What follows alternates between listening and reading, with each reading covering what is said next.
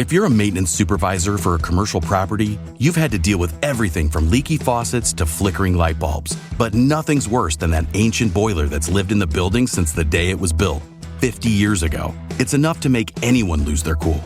That's where Grainger comes in. With industrial-grade products and dependable fast delivery, Grainger can help with any challenge, from worn-out components to everyday necessities. Call, click Grainger.com, or just stop by. Grainger, for the ones who get it done. Welcome to Gardening with Ben, your go-to podcast for all things green and growing in 2025. Whether you're a seasoned gardener, a budding enthusiast, or just curious about cultivating your own slice of nature, you're in the right place.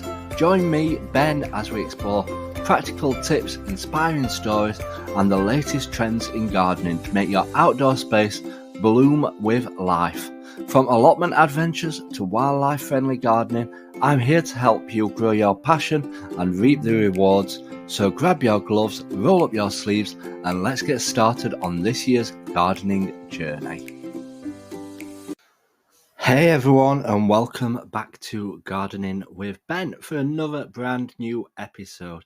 I hope we've all had an excellent weekend, because I know I certainly have. We're finally in February. Yes, it's a new month and it's getting closer to spring. It's getting all that bit closer towards our mass sowing time, when we sow every seed that we've got. And I've still been purchasing more and more seeds. It's getting beyond a joke now. I'm getting a bit addicted to this, but oh well, it's my little hobby and I enjoy it. So what have we been purchasing? We've purchased every variety of sweet pea on Amazon. So hopefully my garden is going to be absolutely gorgeous with sweet peas this year. I'm literally going to have a sweet pea farm.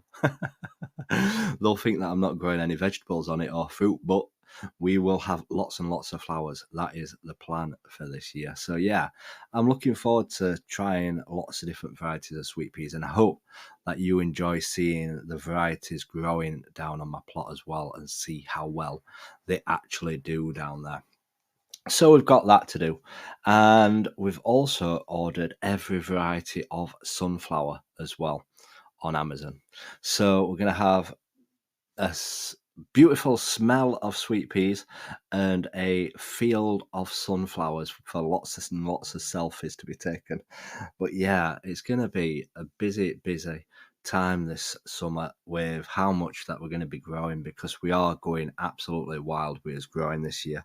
And hopefully it does rain during the summer so that we don't have to keep watering every day. But yeah, so we've got every variety of sweet pea, we've got every variety of sunflower. I've got loads of varieties of melons to grow, so those are some exciting things that we've got growing. Next up, we're going to be getting some different varieties of cucumbers, and we're going to get different varieties of squash as well, and different varieties of beans. So we're going to be trying lots and lots of different stuff this year down at the plot, which I'm excited about. I'm excited to try new challenges down there, and I'm tempted to try and grow purple Brussels sprouts just to see what they actually taste like and if they taste nice or not. So hold me to that one and see how well we get on with that.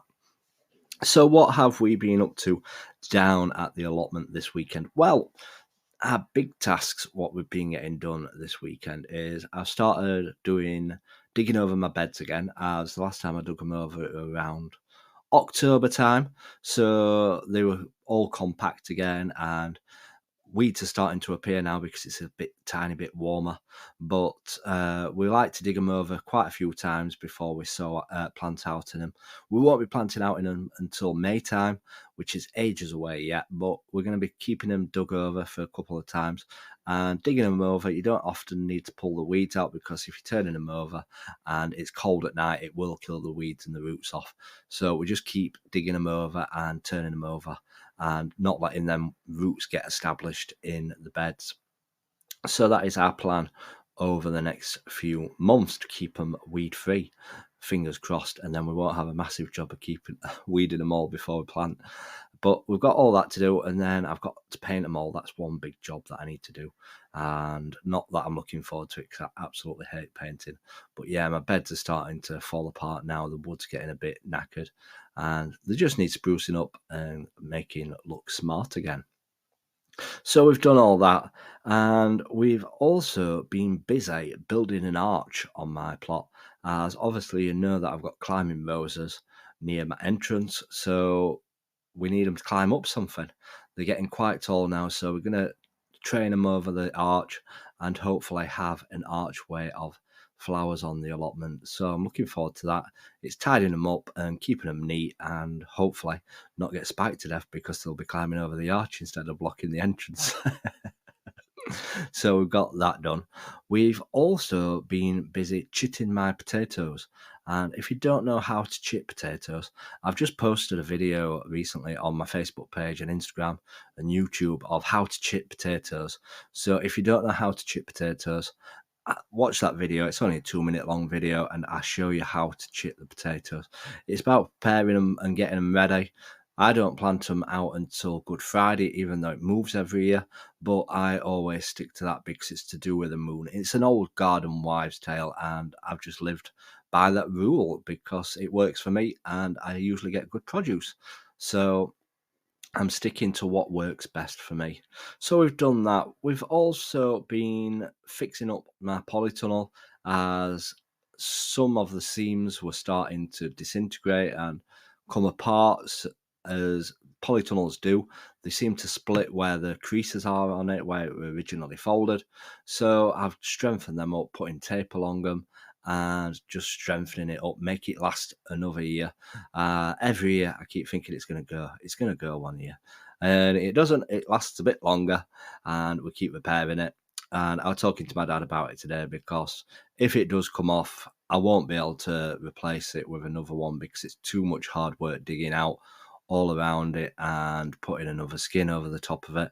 It's a lot of hard work, and if you've never put a polytunnel skin on, trust me, you have to dig trenches out, put it over the top, then chuck bricks in on to hold the plastic down and weigh it down, then chuck all the soil back in and make it tight. And it's a big job. It takes about 4 or 5 people to be able to do that. So if that does finally go the skin, I'm going to replace it with netting, as I tend to grow a lot of my cucumbers and tomatoes outside last year, and they did really well. So I don't necessarily need stuff inside my polytunnel. Obviously, it's good for going to be growing watermelons and stuff like that in it, but I'll just grow them in my shed cum greenhouse instead.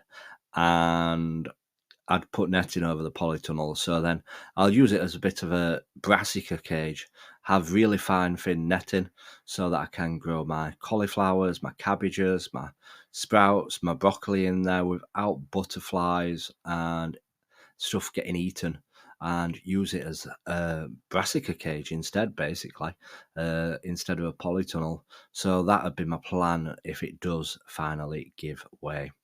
So yeah, it has been a busy weekend. I've enjoyed it. We've started filming new types of videos now, as I'm trying different things all the time, different ways of filming and different types of content, seeing what works and what doesn't work. And I've started creating short little videos rather than me talking on the video and recording myself speaking. I record the video and then I record the sound over the top of it with me speaking, like narrating it basically. And I think they're coming out quite well. They're a lot clearer and they sound a lot better when I'm recording it. So I hope you're all enjoying them videos. Obviously, I've put one up recently about birds visiting my allotment. I did one about the best gardening tool that I use, and I've also done my chitting my potatoes, that version. So yeah, I'm trying different ways out, and I hope that you're all enjoying them. If you've seen any of my videos, please do let me know and tell me what you think of them. And even if a video just pops up on your page or something like that, just give it a thumbs up and leave a little comment on it, as it does help push it out to a wider audience. And our followers is blowing up at the moment, so keep on doing that and keep supporting me. Obviously, you're not paying me for anything, so just do that and it'll all help me out in the long run, and it's free. So thank you everyone for what you do for me and how much you support me. So until next time, everyone, remember, keep smiling, keep shining, and keep gardening with Ben, everyone. Thanks for tuning in to today's episode of Gardening with Ben. I hope you've enjoyed our chat and picked up some tips to help your garden and allotment thrive. Don't forget to stay connected with me on all social media for even more gardening inspiration, updates and behind the scenes content. You can find me on Facebook, Instagram and YouTube. Just search Gardening with Ben. Hit that follow button or subscribe button and join our growing community of garden lovers. Until next time, everyone, remember, keep smiling, keep shining, and keep gardening with Ben.